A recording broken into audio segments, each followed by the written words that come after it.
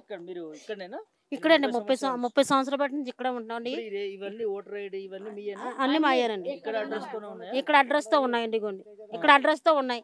30 సంవత్సరాల బట్టి నుంచి ఇక్కడ ఉంటున్నాం కదండి. మేము ఎక్కడో వెళ్ళిపోవాలి, ఎక్కడ ఉండాలి చెప్పండి? చిన్న చిన్న పిల్లలు పెట్టుకుని ఉంటున్నాం సార్.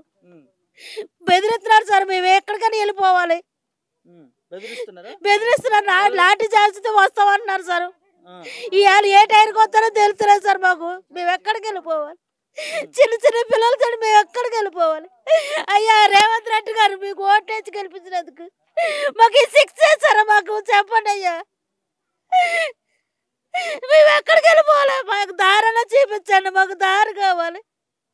మేము ఉండాల స్థలం కావాలయ్యా. మాకు గుడిసెలు వేసుకొని ఉంటున్నారా?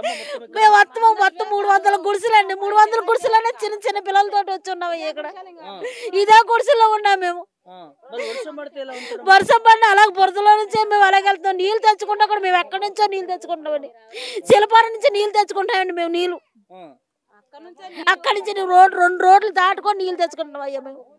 మాకు నీళ్ళు సౌకర్యం కూడా లేదు. మాకు నీళ్ళు సౌకర్యం లేకపోయినా పావుల్లోని, పుట్టల్లోని, దోమల్లోని అన్నిట్లోని ఇక్కడే భరించుకుని ఉంటాయి. 2 సంవత్సరాల బట్టి నుంచి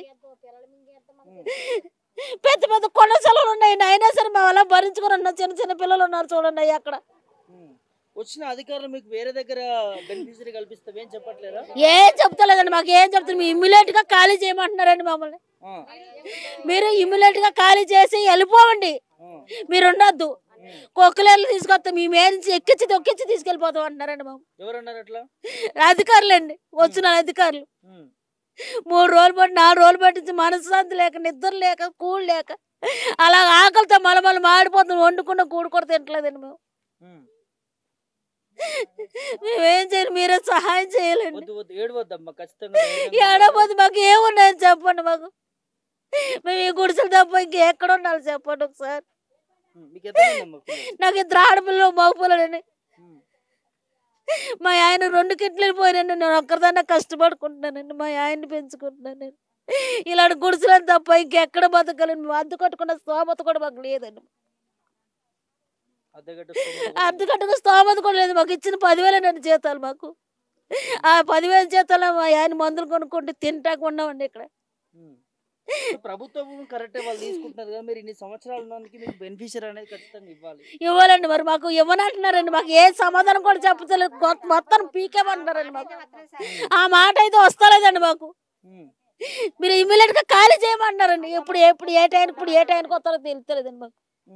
కానీ గవర్నమెంట్ ల్యాండ్స్ అన్నప్పుడు మీకు కరెంట్ బిల్ ఎట్లా తీసుకుంటున్నారు? ఓటర్ ఐడి ఎట్లా వచ్చింది? మీరు ఇక్కడ కాదు ఆంధ్ర వాళ్ళని చెప్తా ఉన్నారు చాలా వరకు. బయట మేము ఆంధ్ర నుంచి వచ్చి ఇక్కడికి వచ్చామండి. బతుకుతోకి వచ్చాం. చిన్న చిన్న పిల్లలు పెట్టుకుని ఆంధ్ర నుంచి ఇక్కడికి వచ్చామండి కష్టపడుకుంటాం. ఆంధ్ర తెలంగాణ 2 ఉన్నారండి. అందరం కలిపి ఒక కుటుంబంలో ఉంటున్నామండి. మేము అందరం కుటుంబంలో కలిసి ఉంటున్నామండి. మాకు మేము ఇక్కడ వేసామండి. వేయబట్టే కదండి మేము ఇంత ఇదిగా అడుగుతున్నాం ఆయన రేవంత్ రెడ్డి గారిని. ఓట్లేసి గెలిపించినందుకు మాకు బహుమానం ఇస్తున్నారు ఆయన. మాకు బహుమానం ఇస్తున్నారు. మాకు గుర్తింపుకి ఇస్తున్నారు ఆయన. మాకు తలం చూపిస్తేనే మేము ఇక్కడి నుంచి కదులుతాం. లేకపోతే పెట్రోల్ వేసుకొని తగలబడుకుంటాం మేము మొత్తం అందరం. అది మాకు దారి చూపించండి. మాకు తలమని చూపించండి. అంత నీడనండి. మాకు ఏం చూపెట్టినా కొంత నీడ చూపెడితే చాలండి. ఆయన ఓటేసి గెలిపించామండి. ఆయనకి ఇంత చెత్త మాకు వేసాడండి. చెచ్చారండి ఇది. మరి చెచ్చలే కాకపోతే ఇంకేమిటండి ఇది? చెచ్చ వేసినట్టు వేసి ఇప్పుడు మేము ఎక్కడికి వెళ్తాం? 10,000 జీతం. ఈ 10,000 జీతం పిల్లలతో కట్టుకోమా? మేమే తినమా? మేమే బతకమా? ఏం చేస్తామని చెప్పండి. అది మాకు ఏదైనా ఎక్కడానికి దారి ఉంటే చూపెట్టమండి. ఆయన పుణ్యం. అది చేస్తున్నారండి. ఆల్రెడీ మా మీద ఎక్కించుకుంటూ వస్తున్నారు. ఇప్పుడు కూడా వస్తాను అంటున్నారు. లేదండి మేము చేయలేదు. గవర్నమెంట్ లేదండి. మేము అసలు మేము కబ్జా చేస్తే మేము డాబాలు కట్టుకొని రేక్ సెట్లు వేసుకొని అందంగా కట్టుకుంటాం. మేము కబ్జా చేయలేదండి. మేము ఇది గవర్నమెంట్దే కాదని అంటలేదు. మేము రేక్ సెట్ అని వేసుకుంటాం కదండి. మేము డాబాలైనా కట్టుకుంటాం కదా. మేము జీవన ఆధారం కోసం మేము బతుకుతాం. 30 సంవత్సరాలు పెట్టి ఉంటున్నామండి. అక్కడ మేము చిన్నపిల్లలతో సహా ఉంటున్నామండి. ఇక్కడ 30 సంవత్సరాలు వచ్చి మేము ఇక్కడికి వచ్చి అలాగైతే రేగి చెట్లు వేసుకొని అన్ని చేసుకొని గడ్డ చేసుకొని అన్ని చేసుకొని వేసుకుంటే రేగి చెట్లు వేసుకుంటాం కదండి. మేమండి వేసుకొని మేము శుభ్రంగా బతుకుతాం కదండి. బతుకుతాకు వచ్చాం కాబట్టి ఎప్పుడైనా వెళ్ళిపోయింది కదండి. అలా ఉండిపోయాము. ఈ రోజు చంద్ర వచ్చి ఇది మాదని చేస్తున్నారండి. ఇది మేము పిల్లలతో ఉన్నామండి, అందరి పిల్లలు చిన్న పిల్లలతో పెద్ద పిల్లలతో ఉన్నామండి. అలాగండి ఇలా బతుకుతున్నామండి. ఆయన ఓటేసి గెలిపించి మాకు చర్చలాగా అనిపించిందండి. ఇప్పుడు అది చర్చే మరి ఎందుకంటే మా సెంట్రల్ జైల్లో పెట్టినట్టే ఉందండి ఇప్పుడు ఇది. సెంట్రల్ జైలు శిక్ష మాకు ఉరి శిక్ష ఉంది. మాకు ఇది మేము ఊరేసుకున్నట్టే ఉంది. మాకు ఆయన గెలిపించినందుకు ఊరేసుకున్నట్టు కూడా ఉంది. మాకు ఆయన గెలిపించినందుకు ఊరేసుకొని చచ్చిపోలే ఉంది. మాకు కేసీఆర్ గారు రాలేదండి, పేదలు ఒక్కరోజు రాలేదండి ఇక్కడికి. కేసీఆర్ గారండి ఎంతైనా మాకే చూసాడు ఒప్పుకోరం, కానీ ఉన్న వాళ్ళకి చేశాడు కానీ ఒప్పుకోరం లేని వాళ్ళకి మాత్రం ఇలా రాలేదు. పట్టు మీద కొట్టలేదండి, మాకు పట్టు మీద కొట్టలేదు. కేసీఆర్ ఎప్పుడు రాలేదండి, మాకు మంచి చేసేసండి ఆయన. ఆయనకు ఓటు అయిపోయింది కానీ ఈయనకి వేసాం, ఓటేసి మా నెత్తిపై పెట్టుకుని కూర్చుని పెట్టుకున్నాం. అది తెచ్చుకున్నాం, మా నెత్తిపై పెట్టుకుంటారేమో అనుకున్నామండి. తీరా చూస్తే కింద తొక్కేశాడు మమ్మల్ని పెట్టి. అది ఇంకెంతకంటే అన్నట్లు మమ్మల్ని పెట్టారు ఇప్పుడు. అదండి, ఇంకేం కాదు. మాకు లేకపోతే మేము ఈ నీళ్ళలో మేము బతికిన వాళ్ళని మమ్మల్ని ఎందుకు సార్ ఇలా చేయడం? దేనికి చెప్పండి? ఈ నీడేసుకొని బతుకుతున్నాం కదా, 30 సంవత్సరాలు పెట్టి ఇక్కడికి వచ్చి పిల్లలకి పెళ్లిళ్ళు చేసుకున్నాం. ఇక్కడికి వచ్చి మేము బతుకుతున్నాము. ఈ నీడలోనే ఉండి మేము వెళ్ళి శిల్పాలు వెళ్ళి కష్టపడుతున్నాం. కష్టపడినప్పుడు మమ్మల్ని ఎలాగ బతకనే వాళ్ళే, మమ్మల్ని ఎందుకు ఈ శిక్ష? సవాలా బతకాలా చెప్పండి ఒకసారి?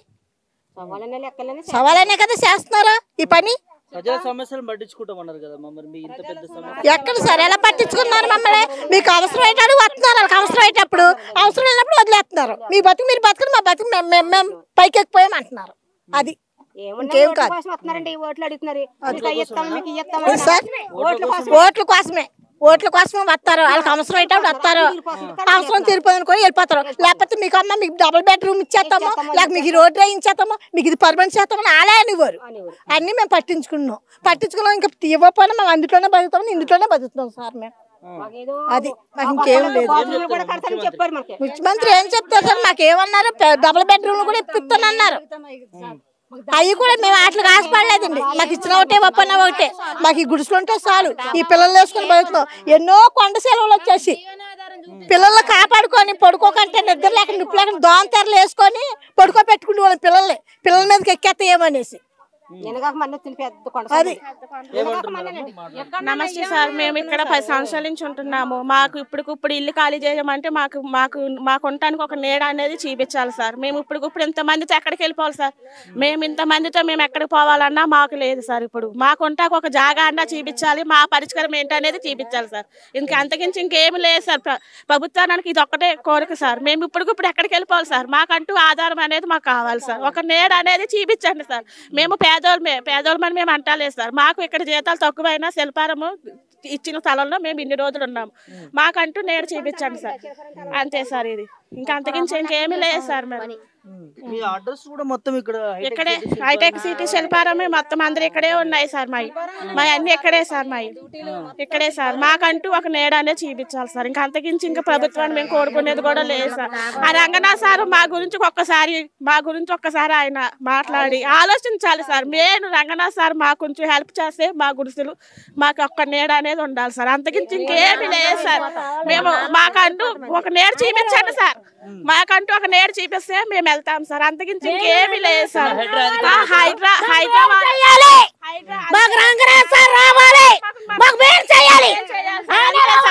ఆయనే రావాలి. మేము ఉంటాం సార్. మేము చచ్చిపోయినా ఈ గుడిసెలోనే అంతకించి ఇంకేమీ లేదు సార్.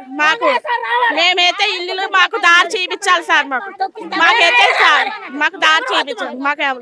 మాకు దారి చూపించాలి సార్. అంతకించి ఇంకేమి లేదు సార్. మాకు డబుల్ బెడ్రూమ్ ఇచ్చినప్పుడు అది దేవుడు చిత్తం సార్. అది మా కొంటాకి నేరు చూపించాలి సార్. మా కొంటాకి నేరు చూపించాలి అంతే. అంతకించి ఇంకేమీ లేదు సార్. మాకు 3 రోజుల నుంచి నిద్ర లేదు, నొప్పులు లేవు సార్. మాకు అనుక్షణం భయంతో మేము బతుకుతున్నాం. అలాంటిది ఎప్పుడు వచ్చి పడిపోతారో తెలియదు అంట వాళ్ళు. అది హైదరాబాద్ ఎప్పుడు వచ్చి ఖాళీ చేస్తారో మాకు భయంగా మేము బతుకుతున్నాం సార్. మాకు ఉండదు ఒక్కటే, మాకు దారి చూపించండి. అంతకించి ఇంకేమీ లేదు సార్. ఆ సార్ మా మీద కొంచెం కరికరించి మాకు ఎక్కడన్నా దారి చూపిస్తే మేము అందరమే చూసుకుంటాం సార్. అంతకించి ఇంకేం మేము కబ్జా చేస్తే మేమైనా రేక్ షెడ్ వేసుకొని మేము బంగారులాగా ఉంటాం కదా సార్. మేము ఇది కబ్జా చేయలేదు సార్. మేము ఎప్పటి నుంచో ఉంటున్నాం సార్. అంతకించి ఇంకేం లేదు. ఏమీ లేదు సార్. ఇప్పుడు ఈ 3 రోజుల నుంచి మాకు అసలు తిండి లేదు, తిప్పలేదు, నిప్పలేదు, ఏమీ లేదు సార్. అసలు అసలు మేము ఎలా కొంటున్నామో ఆ దేవుడికి తెలియాలి. మాకంటూ ఒక నేరు చూపించండి సార్. అంతకించి నేను ప్రభుత్వాన్ని ఇంకేం కోరుకుంటలేదు సార్. ఇంకా అంతే సార్. ఏమంటున్నారు బాబాయ్ చంద్రబాబు కేసీఆర్ ఉన్నప్పుడు? కేసీఆర్ 10 సంవత్సరాలు చేసాడు. అయినప్పుడు ఉన్నప్పుడు కూడా ఇక్కడికి వచ్చి గుడిసెలు తీయమన్న మాట అనలేదండి. రాజశేఖర రెడ్డి చేసినప్పుడు కూడా తీయమన్న మాట అనలేదు. చంద్రబాబు నాయుడు వచ్చి చేసినప్పుడు కూడా తీయమన్న మాట అనలేదు. ఈయన నగ్గించాక మేము ఈయన వచ్చి తీయమంటున్నాడు. అదండి జగన్ రెడ్డి. ఆయన వచ్చాక కావాలని ఆయన నగ్గించుకున్నందుకు ఇక్కడ మమ్మల్ని ఏడిపిస్తున్నాడు ఆయన. ఇప్పుడు ఆయన చెరువులో కట్టాడండి. ఆయన ఏదో పోగేసుకుంటా కట్టాడు సార్. మేమైతే అలా కాదు కదా సార్. మేము ఏదో గుడిసెలు వేసుకొని బతుకుతాకి మా పట్టు చెప్పలు కదా, మా పట్టు చెప్పలు కొన్నా కదా, మా పట్టు చెప్పలు కొంటప్పుడు మేము ఎలా కట్ చేసేస్తాం సార్.